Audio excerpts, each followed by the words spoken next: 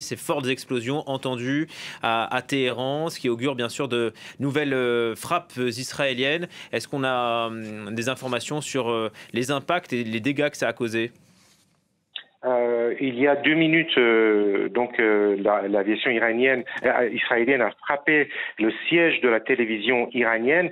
De là où je suis, à quelques kilomètres de la télévision iranienne, j'ai entendu deux très fortes détonations.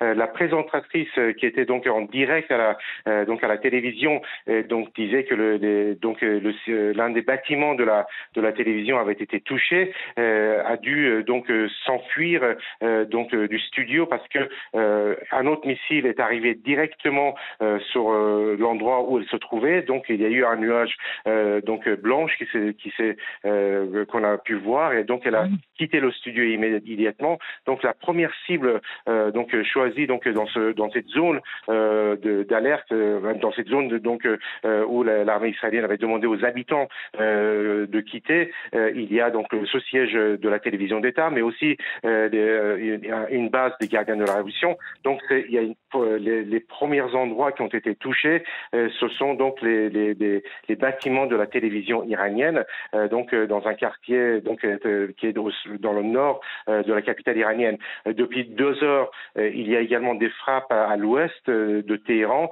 dans le quartier de Chityar, où il y a beaucoup d'immeubles très très grands, des habitations ont été visées, mais aussi un très grand centre commercial. Visiblement, ces